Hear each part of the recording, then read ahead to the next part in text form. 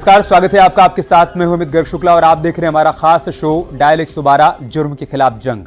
इस खास बुलेटिन में दिखाएंगे आपको सावधान करने वाली खबरें। अपराध की दुनिया से जुड़ी हर खबर से करेंगे आपको खबरदार, हर जुर्म से करेंगे सावधान, क्योंकि सावधान रहेंगे तो सुरक्षित रहेंगे।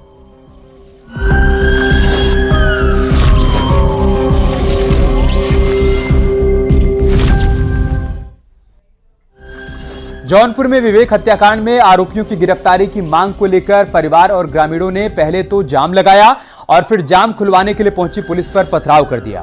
हालात ऐसे बन गए कि पुलिस को लाठीचार्ज तक करना पड़ा। फास्ट फूड की दुकान पर 180 रुपए के विवाद में अपहरण और हत्याकांड को अंजाम दिया गया। रिपोर्ट देखिए।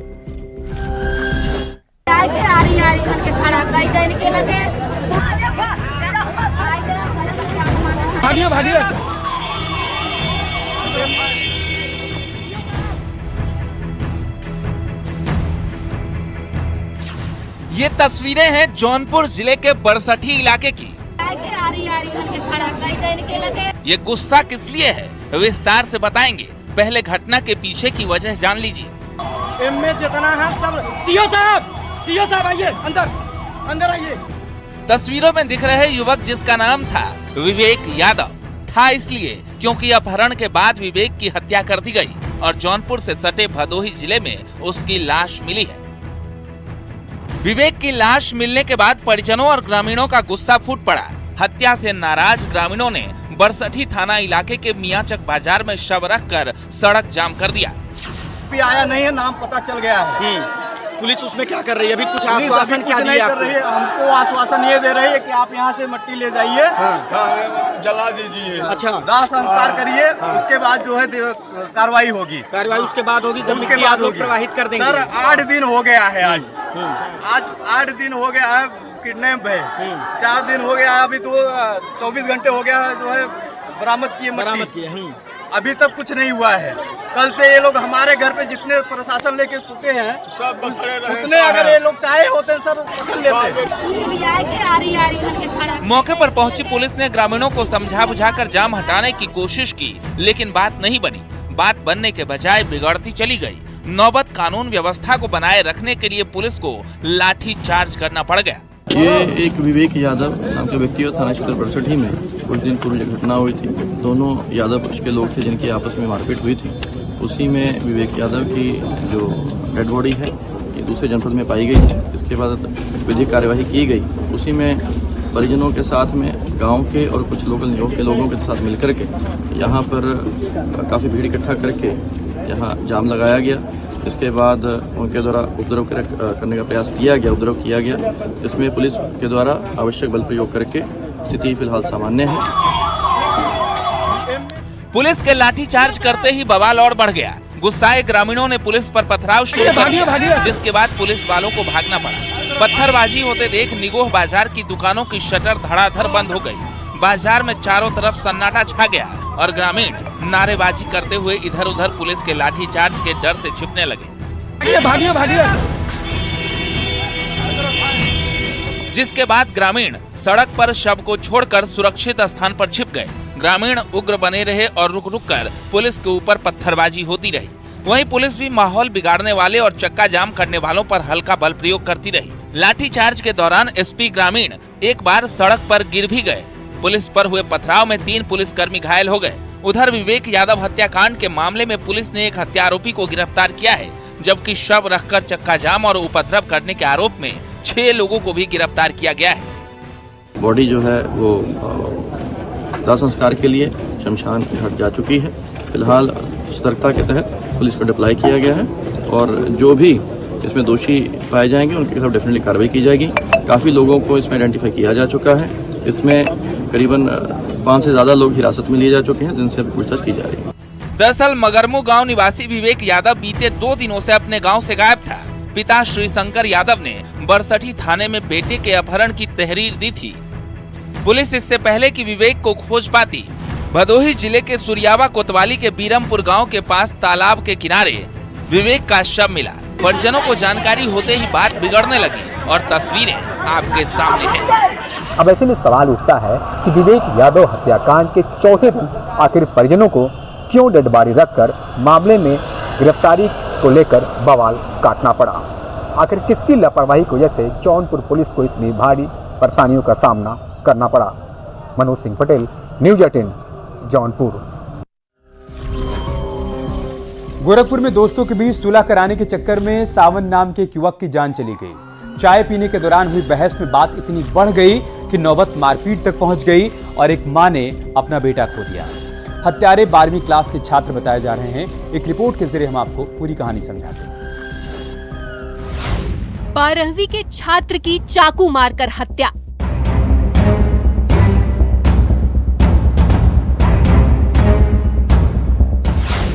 चाय पीने के दौरान हुई थी बहस। बीच बचाव करने गया था छात्र। गोरखपुर में एक 12वीं के छात्र की चाकू से गोदकर हत्या कर दी गई। राजघाट इलाके के बसंतपुर का रहने वाला सावन कुमार अपने दोस्त के साथ रामगढ़ताल इलाके के चिड़ियाघर के पास गया था। उसके दोस्त की कुछ लड़कों से पुरानी रंजिश चल रही थी। सुलह समझौते के लिए गया सावन कुमार मौत की नींद सो गया। सुलह के लिए बातचीत के दौरान छात्रों की आपस में लड़ाई हो गई। विवाद के बाद सभी वहां से भाग निकले, लेकिन सावन को लड़कों ने पकड़ लिया और उस पर ताबड़तोड़ चाकू से हमला कर दिया। थाना रामगढ़ताल अंतर्गत चिड़ियाघर के पास से ये सूचना मिली कि दो पक्षों के विवाद में एक व्यक्ति जिनका नाम सावन कुमार है उनको चाकू से वार करके घायल कर दिया गया है। पुलिस द्वारा तुरंत घटनास्थल पहुंचकर चोटिल व्यक्ति को अस्पताल पहुंचाया गया, जहां इलाज के दौरान की मृत्यु हो गई। घटना के बाद पुलिस सावन को जिला अस्पताल लेकर गई। वहां डॉक्टरों ने हालत गंभीर देख बीआरडी मेडिकल कॉलेज रेफर कर दिया, जहां इलाज के दौरान बुधवार शाम 4 बजे उसकी मौत हो गई। इस मामले में मृतक के पिता की तहरीर पर पुलिस ने 3 आरोपियों पर हत्या का केस दर्ज किया है। तहरीर प्राप्त कर सुसंगत धाराओं में उक्त प्रकरण में मुकदमा पंजीकृत कर लिया गया है एवं 2 नामजद अभियुक्तों को हिरासत में लेकर पूछताछ की जा रही है। शांति व्यवस्था कायम है।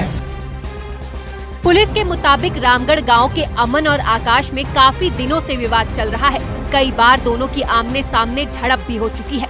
बुधवार को अमन का मामा मंझरिया का रहने वाला अजीत, सावन और 5-6 लड़कों के साथ आकाश के दोस्तों को समझाने गया। आकाश के दोस्त वीरू, विनय और अरुण चिड़ियाघर के पास एक दुकान पर बैठकर चाय पी रहे थे। तभी अजीत वहां पहुंचा और वीरू, विनय और अरुण निषाद को आकाश के साथ रहने से मना करने लगा। बातचीत करते करते दोनों पक्षों में मारपीट शुरू हो गई। दो पक्षों के विवाद में छात्र सावन कुमार की चाकू से गोदकर हत्या की गई है। बताया जा रहा है दोस्तों का विवाद सुलझाने के लिए मौके पर छात्र गया था। इस दौरान हुए विवाद में चाकू से गोदकर उसकी हत्या की गई है। फिलहाल पुलिस ने इस मामले में 2 आरोपियों विनय और वीरू को गिरफ्तार कर लिया है। एक आरोपी की तलाश में पुलिस छापेमारी कर रही है और जल्द ही गिरफ्तारी की बात कह रही है।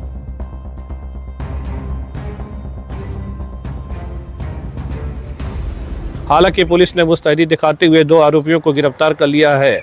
मामला रामगढ़ताल थाना क्षेत्र के चिड़ियाघर के पास का है। अनिल सिंह, न्यूज़ 18 गोरखपुर। हमीरपुर में चलती कार में गला दबाकर हुई महिला की हत्या का पुलिस ने खुलासा कर दिया। हत्या कराने की साजिश रचने वाला महिला का सगा भाई निकला। भाई 15 साल से बदले की आग में जल रहा था और पेशेवर अपराधियों को सुपारी देकर उसने सगी बहन की हत्या करवा दी।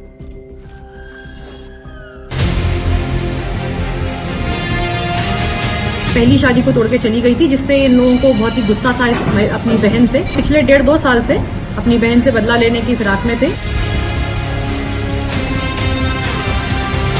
तो 15 साल से नफरत की आग में जल रहा था भाई और 10 लाख रुपए की सुपारी देकर कराई बहन की हत्या। ये कहानी है हमीरपुर की, जहां चलती कार में महिला की हत्या का पुलिस ने खुलासा कर दिया। हत्या करवाने वाला महिला का सगा भाई निकला। उसने बहन बहनोई और उनके पूरे परिवार को मारने की साजिश रची थी। इसके लिए उसने 10 लाख रुपए की सुपारी दी थी। साले के साथ भागकर बहन ने शादी रचाई थी। इसकी वजह से भाई नफरत की आग में जल रहा था। 21-22 सितंबर को की रात में थाना जरिया में एक घटना हुई थी, जिसके संबंध में थाना जरिया पर एक मुकदमा लिखा गया था। उसमें वादी द्वारा बताया गया था कि ये लोग कानपुर से चले थे 4 लोगों के साथ और रास्ते में पति को मारने का प्रयास किया गया था, बच्चे को मारने का प्रयास किया गया था और पत्नी और उसकी बेटी को लेके चले गए, अपहरण करके चले गए हैं। तत्काल संज्ञान लेते हुए इसमें मुकदमा लिखा गया था। बच्ची को, जो वादी था, उसकी बच्ची को सकुशल बरामद किया गया था और उसी समय जो इस घटना में शामिल जो गाड़ी थी उसको बरामद किया गया। ड्राइवर को इससे पूछताछ की गई तो ड्राइवर ने बताया, ड्राइवर की निशानदेही पे ही महिला का शव भी बरामद किया गया था। बदले की आग की कहानी कहां से शुरू होती है वो भी जान लेते हैं। दरअसल बहन ने 2009 में अपने भाई के साले से शादी कर ली थी। इस बात से आरोपी अपमानित महसूस कर रहा था। 15 साल से वो बहन को मारने का प्लान बना रहा था और 22 सितंबर को अपने प्लान को अंजाम दिया। दरअसल कानपुर देहात के रहने वाली मीनू उर्फ अमन यादव को पड़ोसी किराएदार चित्रकूट दर्शन कराने के बहाने कार से लेकर जा रहा था। अमन के साथ उसका पति सूरज और 2 बच्चे भी थे। हमीरपुर के राठ में पड़ोसी ने गला दबाकर हमला कर दिया। पति ने तो गाड़ी से कूदकर जान बचा ली, लेकिन आरोपियों ने मीनू उर्फ अमन को जान से मार दिया। फिलहाल पुलिस ने घटना के मुख्य आरोपी और सगे भाई धर्मेंद्र यादव को गिरफ्तार कर लिया है। अन्य आरोपियों की तलाश अभी की जा रही है। धर्मेंद्र सिंह जो मेन इसमें अभियुक्त है, उसके द्वारा बताया गया कि जो मृतका थी ये 2011-12 के बीच जो जिसमें वादी थे सूरज सिंह, ये धर्मेंद्र के पत्नी के भाई लगते थे। उनके साथ ये पहली शादी को तोड़ के चली गई थी, जिससे इन लोगों को बहुत ही गुस्सा था अपनी बहन से। पुलिस ने बताया कि मीनू का मायका कानपुर देहात में था और उसकी ससुराल जालौन में थी। मीनू की पहली शादी 2002 में लल्लू नाम के शख्स से हुई थी, जबकि मीनू के भाई धर्मेंद्र की शादी 2007 में हुई। शादी के बाद धर्मेंद्र के साले सूरज का घर में आना जाना बढ़ गया। इसी बीच सूरज और मीनू के बीच नजदीकियां बढ़ गईं। दोनों में प्रेम प्रसंग हुआ और दोनों घर छोड़कर फरार हो गए। काफी समय दोनों गुजरात में रहे। इस दौरान दोनों के 2 बच्चे हुए। कुछ समय पहले दोनों कानपुर वापस आ गए। वहां एक किराए के मकान में रहने लगे। मीनू कभी कभी कानपुर देहात में अपने मायके भी जाया करती थी। मीनू का मायके आना जाना उसके भाई को अच्छा नहीं लगता था। और बहन का पिछले 2-3 साल से इनके गांव में आना जाना शुरू हो गया था, जिस बात से इनको बहन पे गुस्सा थी। तो ये पिछले 1.5-2 साल से अपनी बहन से बदला लेने की फिराक में थे। फाइनली पिछले 1.5 साल पहले किसी के थ्रू ये चतुर सिंह के संपर्क में आए, चतुर सिंह और वीर सिंह के संपर्क में, और इन्होंने इस पूरी घटना को अंजाम देने की प्लानिंग की थी। फाइनली फिर 21 और 22 सितंबर को इन्होंने अटेम्प्ट किया था, जिसमें इन्होंने महिला की हत्या कर दी। पुलिस के मुताबिक भाई धर्मेंद्र ने साजिश के तहत अपने एक जानने वाले चतुर सिंह को बहन के घर के पड़ोस में रहने के लिए भेज दिया। चतुर सिंह ने धीरे धीरे मीनू के परिवार से करीबी बना ली। उसने सभी का विश्वास जीत लिया। चतुर सिंह ने सूरज से पूरे परिवार के साथ चित्रकूट दर्शन करने के लिए कहा, जिस पर पूरा परिवार राजी हो गया। चतुर सिंह ने प्लान के हिसाब से अपने अन्य साथियों को पूरी जानकारी दी और वारदात को अंजाम दिया। हत्यारोपियों ने मीनू को तो मार दिया और एक बच्चे का गला दबाकर मरा समझकर कार से फेंक दिया और दूसरी बच्ची को औरैया तक ले गए। लेकिन होनी को कौन टाल सकता था। दोनों बच्चे जिंदा हैं और पुलिस ने 2 आरोपियों को गिरफ्तार कर लिया है। साथ ही बाकियों की तलाश की जा रही है। उमाशंकर मिश्रा, हमीरपुर, न्यूज़ 18। जरा सोचिए, क्या कोई माँ बाप अपनी बच्ची को तांत्रिक के कहने पर मौत की नींद सुला सकते हैं? सुनकर ही आप दंग रह गए होंगे। लेकिन मुजफ्फरनगर जिले से दिल दहला देने वाली घटना सामने आई है। तंत्र मंत्र और मासूम के मर्डर की पूरी कहानी एक रिपोर्ट के जरिए आपको दिखाते हैं। इस लड़की को भेंट देना है तुम्हें। किसो? तुम बीमार हो रही थी क्या? हाँ मैं बीमार हो रही थी भैया। तुम वहाँ गई थी? हाँ इनके दौरे पास में गई थी। 3 चौकी लग गई मेरी, कल से 4 हो जाती। अरे 3 चौकी लगी, 5 पता से 2 लोग थे वो। पुलिस हिरासत में गोपाल और ममता को देखिए।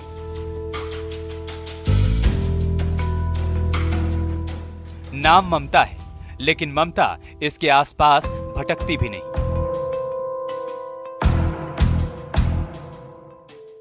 ममता ने पति के साथ मिलकर अपनी मासूम का गला घोंट दिया। मुजफ्फरनगर में दिल दहला देने वाला ये मामला सामने आया है। कहानी सुनेंगे तो आपका कलेजा कांप उठेगा। 1 महीने की मासूम बच्ची को उसके अपने ही माता पिता ने गला घोंटकर पहले तो मौत के घाट उतार दिया और फिर लाश को नहर में ठिकाने लगा दिया। घटना के पीछे जो वजह बताई जा रही है वो और भी हैरान करने वाली है। पुलिस के मुताबिक महिला का पति अक्सर बीमार रहता है और इसे तरह तरह के सपने भी आते थे। सपनों में बार बार मासूम बच्ची की कोई बलि मांगता था। तांत्रिक ने तंत्र मंत्र की सलाह दी, जिसके बाद दंपति ने अपनी 1 माह की बच्ची की गला घूंटकर हत्या कर दी और लाश नहर में फेंक दी। फिलहाल पुलिस बच्ची की लाश बरामद करने की कोशिश कर रही है। इसमें जो है माँ बाप को से तुरंत इस पर पूछताछ की गई और इसमें जो है ये तथ्य सामने आया कि जो लड़की है, बेटी है, वो माँ की पहले पति से बेटी थी और उसकी तबीयत भी काफ़ी ख़राब रहती थी और उसको कुछ जो है विजन्स आते थे, कुछ एकदम उसको लगता था कि हवा कोई देवता उससे बात कर रहा है और उसका बोलना ये है कि उसको किसी देवता ने बोला कि वो अपनी बेटी को जो है वो तुम्हारी नहीं है, उसको मेरे को दे दो। तो वो जो है वो और उसका पति दोनों जा कर के पहले उसको एक खेत में रखा है, एक काले कपड़े में बांध करके एक वीरान खेत में उसको रखा है और बाद में उसको जो है उसके कपड़े उतार के उसको नहर में डाला है। भोपा थाना क्षेत्र के बेलड़ा गांव में हुई इस घटना से गांव के लोग भी सहम गए और चर्चा कर रहे हैं कि क्या कोई माँ बाप इतने निर्दयी हो सकते हैं। पुलिस के मुताबिक गोपाल की पत्नी ममता ने तकरीबन 1 महीने पहले एक मासूम बेटी को जन्म दिया था। बताया जा रहा है कि ये बच्ची महिला के पहले पति से थी। 2 दिन से मासूम बच्ची के रोने की आवाज नहीं सुनाई देने पर पड़ोस के लोगों ने इसकी सूचना पुलिस को दी। पुलिस ने गांव में पहुंचकर कड़ाई से पूछताछ की तो पति पत्नी ने हत्या की बात कबूल कर ली। पुलिस ने पूछताछ के आधार पर बच्ची के कपड़े खेत से बरामद किए, लेकिन लाश का पता नहीं चल पाया। पति पत्नी को पुलिस ने गिरफ्तार कर लिया और साथ ही तंत्र मंत्र के लिए एक तांत्रिक का नाम भी सामने आया। उसकी तलाश जारी है।